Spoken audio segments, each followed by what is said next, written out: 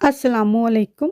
इस दुआ के साथ कि आप सब बखैरियत हों, अल्लाह की ख़ास रहमतें, बरकतें और अनायतें आप सब पर मेहरबान हों। मेरी दिली दुआएँ और नेक तमन्नाएँ आप सब सुनने वालों के साथ हैं। आप सभी जानते हैं कि रमज़ान के महीने में जहाँ इबादत की इतनी ज़्यादा अहमियत है, वहाँ सहरी और इफ्तारी की इतनी ज़्यादा बरक़ात हैं और हम इतनी ज़्यादा सहरी और इफ्तारी की तैयारी करते हैं। हालाँकि सहरी में खाया इफ्तारी में खाना होता है, सारा दिन हम भूखे प्यासे रहते हैं, लेकिन जो तैयारी है उन 30 दिनों की वो हम बड़े ही जोशो खरोश से और इतनी ज़्यादा हम करते हैं। लेकिन जब सीज़न चेंज होता है हम अपने किचन की, अपनी कुकिंग की, अपनी प्रिपरेशन कुछ भी नहीं करते हैं। सर्दी से गर्मी आ रही है या गर्मी से अभी जैसे ख़ास तौर पर सर्दी आती है, तो ज़्यादातर हमारी तैयारी यही होती है कि नरम कपड़ों की बजाय गर्म कपड़े निकाल लिए जाएँ, चप्पल सैंडल की बजाय अग्स और जॉगर्स निकाल लिए, चूड़ियाँ अंगूठी की जगह ग्लव्स ने ले ली है, डिटॉक्स वाटर की जगह हॉट वाटर और कहवे ने ले ली है और कूलर पंखों की जगह हीटर ने ले ली है। वहाँ ही साथ-साथ हमारे जो पकवान हैं, हमारी जो कुकिंग प्रिपरेशन है, जो हमारी किचन पेंट्री है और जो हमारी किचन की तैयारी है, उसको करना भी बहुत ज़रूरी होता है, क्योंकि ये हमें एक बूस्ट अप एनर्जी देती है जब सीज़न चेंज होता है, ख़ास तौर पर जब गर्मी से सर्दी आती है। गर्मी के मौसम में तो अच्छा खासा मौसम हो, धूप निकली हो तो बाहर चले जाते हैं किसी गार्डन में, कहीं शहर से दूर एक दिन गुज़ारने के लिए। लेकिन अब जैसे सर्दी आ गई है, अभी तो थोड़ी बहुत धूप नज़र आ रही है। भले अभी ख़ज़ां का मौसम ही शुरू हुआ है, लेकिन ख़ज़ां से ही सर्दी जो है वो शुरू हो जाती है। तो आगे जो है ग्रे दिन आ जाने हैं, कई-कई दिन सूरज की शक्ल नज़र नहीं आनी, तो ऐसे मौसम में बाहर जाने को जी ही नहीं चाहता है। बाहर एक अजीब-सी नमी-सी होती है, बहुत ज़्यादा ठंड है, तो ज़्यादा वक़्त यही होता है कि घर पर ही रहा जाए और ख़ास तौर पर जिन घरों में बच्चे हैं, तो जिन घरों में बच्चे हैं, वहाँ ख़ास तौर पर थोड़ा कुकिंग पर ज़्यादा ध्यान दिया जाता है, ख़ास तौर पर वीकेंड है, तो ऐसी सूरत में तो आज के व्लॉग में हम ये देखेंगे कि कौन-सी ऐसी प्रिपरेशन है जो हमें वेदर चेंज हो, सर्दी का मौसम आ रहा है तो हमें करनी ज़रूरी है। सिर्फ़ किचन और कुकिंग के हवाले से ही आज मैं बात करूँगी। वैसे तो माशाल्लाह हम सभी घर जो है अपना साफ़-सुथरा ही रखते हैं, लेकिन कुछ एक क्लीनिंग जो है वो हमें वन्स अ व्हाइल करनी पड़ती है। जैसे ये फ्रिज फ्रीज़र हैं, इनको बार-बार हटा के सफाई नहीं की जा सकती।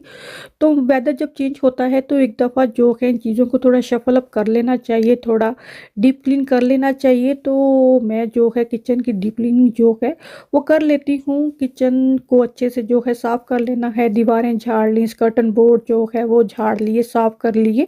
और चूँकि यहाँ पर पाकिस्तान की तरह पानी से हर जगह साफ़ नहीं की जा सकती, तो ये चीज़ें जो है फिर हमें स्प्रे वगैरह से ही साफ़ करनी पड़ती हैं। रेडिएटर जो हैं वो सारे तैयार करने पड़ते हैं। तो तमाम तैयारी जो है डस्टिंग, क्लीनिंग कर लेनी और इसके अलावा जो कैबिनेट हैं जहाँ हमने बर्तन रखे होते हैं या कटलरी रखी होती है, इन तमाम को जो है एक दफ़ा डीप क्लीन मैं कर लेती हूँ। और मैं थोड़ा रूटीन चेंज करके काम करती हूँ। पहले मैं ये क्लीनिंग जो है, एक दिन में कर लिया करती थी, आधा हिस्सा किचन का एक दिन साफ़ कर लिया, आधा एक दिन साफ़ कर लिया। तो अभी चूँकि मैं इस तरह काम नहीं करती हूँ, मैं क्या करती हूँ कि जैसे एक कैबिनेट है वो एक दिन साफ़ कर ली, एक दिन दूसरी कर ली, एक दिन तीसरी कर ली, तो इस तरह जो काम है, जो डीप क्लीनिंग है वो भी हो जाएगी और वो नो टाइम में होती है कि वो फटाफट से हो जाती है। बजाय आपने 4-5 कैबिनेट साफ़ करनी है, तो उसको थोड़ा टाइम लग जाएगा। तो किचन की क्लीनिंग शुरू करने लगे हैं जो रूटीन की है ना, सारे दिन के दौरान जो हम किचन साफ़ करते हैं, बर्तन धोने हैं, तो एक कैबिनेट साफ़ कर ली, बाकी सारा किचन का खलारा उठा लिया और इस तरह से क्लीनिंग भी हो जाएगी, डीप क्लीनिंग और सफाई भी हो जाएगी। और जो किचन काउंटर है वो तो आई थिंक हर दूसरे दिन ही इस तरह अच्छे से डीप क्लीन करना पड़ता है। और ये जो कुकर एग्ज़ॉस्ट हुड है इसको भी वन्स अ मंथ जो है अच्छे से साफ़ कर देना सही होता है। ट्वाइस अ मंथ कर दें तो ये टू अर्ली है, वन्स अ मंथ ही सही है। और कुकर जो है वो तो हर रोज़ नहीं तो हर दूसरे दिन जो है इसको साफ़ करना ही पड़ता है। लेकिन ये है कि जब डीप क्लीनिंग कर रहे हैं तो इसको एक दफ़ा अच्छे से साफ़ कर देना चाहिए। किचन की डीप क्लीनिंग हमने करनी क्यों है? ज़ाहिर है हमने कुकिंग के लिए करनी है, तो कुकिंग के लिए हमने स्पाइसेस जो हैं वो तैयार करने हैं। तो गर्मियों और सर्दियों के मसाले डिफरेंट होते हैं। ख़ास तौर पर सर्दियों के लिए बेसन जो है वो काफ़ी सारा भून कर रख लें। बहुत सी डिशेज़ में आप उसको खानों में उसको इस्तेमाल कर सकते हैं। मैंने आपको काफ़ी ज़्यादा डिशेज़ में बताया हुआ है कि जिसमें आपको ग्रेवी थोड़ी थिक चाहिए, बजाय इसके कि टमाटर और अनियन की क्वांटिटी बढ़ा दें। आप 1, 2, 3 टेबलस्पून जो है बेसन के डाल दें, तो देखें कितनी अच्छी वो डिश बन जाएगी जो ग्रेवी वाली होती है। इसके अलावा गरम मसाला, ज़ीरा, सूखा धनिया या पुलाव का मसाला है, कोरमा मसाला है या चिकन टिक्का, तंदूरी चिकन, ये तमाम मसाले करीब-करीब सेम ही होते हैं। तो ये सारे बनाकर अपनी सहूलत के मुताबिक रखे जा सकते हैं। आपकी कुकिंग बड़ी ही ईज़ी हो जाएगी। ये मैंने कई दफ़ा आज़माया है। जब हमारी स्पाइस प्रिपरेशन होती है ना अच्छे से, तो कुकिंग में हमारा दिल लगता है, हमें काम करने में, कुकिंग करने में अच्छा लगता है कि हम फटाफट से कर लेते हैं। सारे मसाले साथ तैयार करने, कुकिंग करनी जो है ना, वो थोड़ा हो जाता है। तो ये तरीका ज़रूर आज़मा कर देखिएगा। और चिकन पाउडर जो पहले आपने देखा, वो तो मस्ट है, हर किसी के घर पर होना चाहिए। कोई और मसाला नहीं आप डालना चाहते तो यही डालकर आप हर किस्म के खानों में, चावलों में जो एवरीडे के हैं बना सकते हैं। सर्दियों में पराठे तो मस्ट हैं। तो पराठे बनाने के लिए ज़ाहिर है थोड़ा-सा देसी घी या कुकिंग ऑयल है या बटर है, लगाकर पराठे बनेंगे। तो वो लगाकर पेड़े बनाकर अगर फ्रिज में रख दिया जाए ना 10-20 आधा घंटा, 1 घंटा, तो पराठे बहुत ही अच्छे और क्विकली बनेंगे, क्योंकि फ्रिज में रखने से जो उसमें बटर और घी लगाया है वो सेट हो जाएगा। इवन ओवरनाइट भी आप रख सकते हैं। तो फिर देखिए कितने ही मज़े के पराठे बनेंगे। और व्हीट के आटे के पराठे खाएँगे तो बस फिर ये एक मतलब इसके साथ कुछ और खाने की ज़रूरत ही नहीं, इतने मज़े के होते हैं।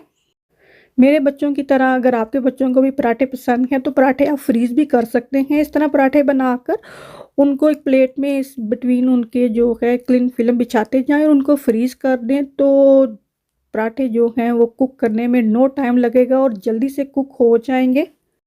बच्चों वाले घर में फ्रीज़र का फूड मस्ट होता है।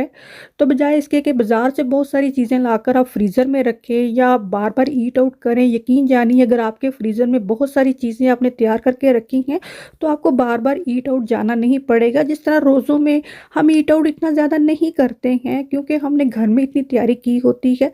तो जैसे स्प्रिंग रोल हैं, समोसे हैं, बहुत किस्म के समोसे और स्प्रिंग रोल आप बना सकते हैं। जैसे पहले चिकन के सादे समोसे और स्प्रिंग रोल मैंने बनाए हैं, ये चिकन टिक्का के स्प्रिंग रोल और समोसे बन सकते हैं। तो ये चीज़ें आप बनाकर फ्रीज़ कर सकते हैं और सर्दियों के लिए ये बहुत ज़्यादा यूज़फुल हो सकती हैं।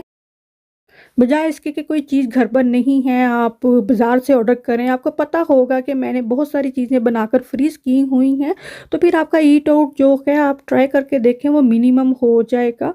और शाम की चाय के साथ या आपने कुछ नहीं पकाया हुआ, तो ये स्प्रिंग रोल, समोसे, इस तरह की चीज़ें जो हैं वो फुलफिलिंग होती हैं अगर इसको पूरे मील के साथ सर्व किया जाए। इसके साथ जो चटनियाँ होती हैं वो बनाई जाएँ। जैसे खाली चिकन के स्प्रिंग रोल या चिकन टिक्के के या इस तरह मिक्स वेजिटेबल के, आलू के समोसे हैं, चिकन टिक्के के समोसे हैं, सादे समोसे हैं। तो बहुत सी किस्म के समोसे, spring roll, even shami kebab जो है आप बनाकर फ्रीज़ कर सकते हैं। ये तमाम चीज़ें हमने बारहा बनाई होती हैं और हमें पता भी होता है, लेकिन ये है कि जब मौसम चेंज होता है तो एकदम हमें पता नहीं होता कि हमें करना क्या चाहिए। तो थोड़ा-सा एक तरह से आइडिया ही है, थोड़ा फ्रेश अप करने के लिए ही बआसानी घर पर कसूरी मेथी बन सकती है। उसको काट लें, बहुत बारीक काटने की ज़रूरत नहीं है, मोटा-मोटा ही काट लें, धो लें और 100 डिग्री ओवन में इसको सुखा लें। जब ये इस तरह से हो जाए तो उसको रूम टेम्परेचर पर रख दें या इसको पैन में डालकर ड्राई कर लें, तो घर की कसूरी मेथी जो है वो तैयार हो जाएगी। मैं जब कोई वीडियो अपनी यूट्यूब पर अपलोड करती हूँ अपने चैनल पर, तो मेरा मकसद होता है कोई ना कोई ऐसी चीज़ जो मुझे लगता है कुकिंग में, घर में, शॉपिंग में सही है, अच्छी है, तो वो मैं अपना एक्सपीरियंस शेयर करती हूँ कि उससे कहीं न कहीं किसी सुनने वाले को फ़ायदा हो सकता है। तो अगर आप जिस तरह मेरा चैनल देखते हैं, अगर आप सपोज़ आप किचन में काम कर रही हैं, आपने मेरा चैनल लगाया हुआ है, तो साथ आप कोई चीज़ लिख लिया करें। जैसे आज मैंने काफ़ी सारे पॉइंट शेयर किए हैं, तो आप कोई एक पॉइंट इसमें से लिख सकती हैं, जो आपको लगता है आप इससे बेटर कर सकते हैं या इसमें कुछ और भी तरमीम हो सकती है। तो इस तरह से आप सिर्फ़ देख नहीं सकते, आप इससे कुछ सीख सकते हैं। तो कोई एक पॉइंट ही होता है जो हमें सही लगता है, या सारे ही सही लगने चाहिए उसूली तौर पर तो, क्योंकि सारे ही सही है। तो जो भी आपको पॉइंट सही लगते हैं वो आप लिख लिया करें, फिर आपको उससे काफ़ी हेल्प हो सकती है। जैसा कि आज यहाँ पर मैंने काफ़ी सारी चीज़ें आपके साथ शेयर की हैं। ये जो ओनियन चटनी है ये बहुत ही मज़े की लगती है, और दही फुल्कियाँ जो हैं ये तो मस्ट हैं। फ्रीज़र में सर्दी हो गर्मी हो ये लाज़मी चाहिए। फ्रिज में मैं फ्रीज़ नहीं करती इनको, फ्रिज में चाहिए दही भल्ले बनाने के लिए। और आने वाले दिनों में ऐसी बहुत सी और यूज़फुल टिप्स आएँगी जो किचन, कुकिंग, क्लीनिंग के हवाले से होंगी। तो मेरे चैनल को ज़रूर सब्सक्राइब करें। अपना और अपनों का बहुत सारा ख़्याल रखें। अल्लाह हाफ़िज़।